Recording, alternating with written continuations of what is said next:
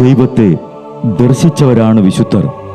ആ വിശുദ്ധരോടൊപ്പം മാലാഖമാരുമായി സ്വർഗീയ ആനന്ദത്തിൽ ആയിരിക്കുന്ന ഞങ്ങളുടെ വാത്സല്യനിധിയായ അമ്മ ത്രേസ്യാളിൻ്റെയും പ്രിയ സഹോദരങ്ങളായ മണിദാസിൻ്റെയും ബ്രൈറ്റിൻ്റെയും പാവന സ്മരണയ്ക്ക് മുൻപിൽ ബ്രൈറ്റ് ഗ്രൂപ്പ് ഓഫ് അക്കാഡമീസ് പ്രാർത്ഥനാപൂർവം സമർപ്പിക്കുന്നു ഇന്നത്തെ വിശുദ്ധർ.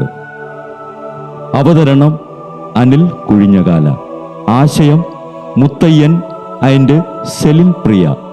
സംവിധാനം സ്റ്റെനി ആൻഡ് സ്റ്റെനിച്ച്. ഇന്നേ ദിവസം തിരുസഭ മാതൃകയായി നൽകിയ വിശുദ്ധരെ അനുകരിച്ച് പ്രാർത്ഥനയോടെ ആ പാത പിന്തുടരുന്ന നിങ്ങൾക്കേവർക്കും കർത്താവിൻ്റെ തിരുമുഖം ദർശിക്കാൻ കഴിയട്ടെ എന്ന പ്രാർത്ഥനയോടെ ഞാൻ നിങ്ങളുടെ സ്വന്തം ജസ്റ്റിൻ.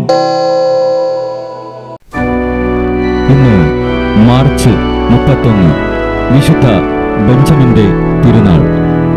ബെരാണസ് രാജാവിൻ്റെ കാലത്ത് മർദ്ദിതനായ ഒരു 6ാം പട്ടക്കാരനാണ് ബെഞ്ചമിൻ.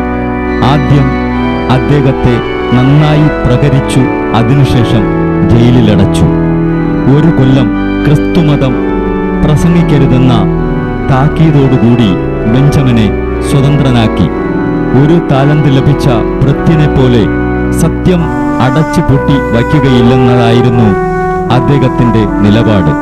ബെഞ്ചമിൻ വീണ്ടും ക്രിസ്തുമതം പ്രസംഗിക്കുന്നു എന്നറിഞ്ഞ് രാജാവ് വിളിച്ചു ചോദ്യം ചെയ്തു. ക്രിസ്തുവിനെതിരായ നിലപാട് ബെഞ്ചമിൻ സ്വീകരിക്കുകയില്ലെന്ന് കണ്ടപ്പോൾ രാജാവ് ബെഞ്ചമിനെ മർദ്ദിക്കാൻ ആജ്ഞാപിച്ചു.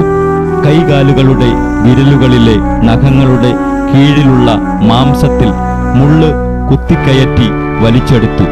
വീണ്ടും വീണ്ടും അത് ആവർത്തിച്ചു. മറ്റ് മൃദുല ഭാഗങ്ങളിലും മുള്ളു കുത്തിക്കയറ്റിക്കൊണ്ടിരുന്നു. അവസാനം വയറിൽ ഒരു കുറ്റി തറച്ച് കുടൽ ഭേദിച്ചു.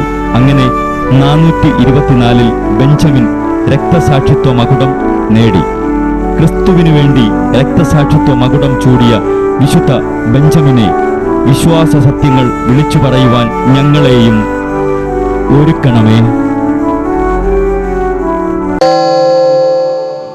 ബ്രൈറ്റ് കുടുംബത്തിൽ നിന്നും കർത്താവ് തൻ്റെ മുന്തിരിത്തോപ്പിലേക്ക് വിളിച്ച് പൗരോഹിത്യം നൽകി അനുഗ്രഹിച്ച റവറൻ ഫാദർ ബിൽ ബ്രൈറ്റും സന്യാസത്തിലേക്ക് വിളിച്ച് അനുഗ്രഹിച്ച് മണവാട്ടിയാക്കിയ സിസ്റ്റർ മരിയ ജോസും വിശുദ്ധരെ അനുകരിച്ച് ഇവിടെ ഈ ഭൂമിയിൽ ആത്മാക്കളെ നേടാനായി ഇരുൾ വീണ താഴ്വരയിലൂടെ നടക്കുമ്പോഴും പൈശാചിക ശക്തികൾ വിടാതെ പിന്തുടർന്ന് പീഡിപ്പിക്കുമ്പോഴും മരണം നിഴലായി കൂടെ നടക്കുമ്പോഴും ദിവ്യകാരുണ്യം എപ്പോഴും ആത്മാവിന് കരുത്തേകും പോലെ തിരുവചനമെന്നും പാതയിൽ വിളക്കായി ജ്വലിച്ച് ആ ജ്വാലയിൽ അനേകായിരം ആത്മാക്കളെ നേടിയെടുക്കാൻ സകല വിശുദ്ധരെ, മാലാഖമാരെ, ഇവർക്കു വേണ്ടി എപ്പോഴും കർത്താവിനോട് മാധ്യസ്ഥം വഹിച്ച് പ്രാർത്ഥിക്കണമേ.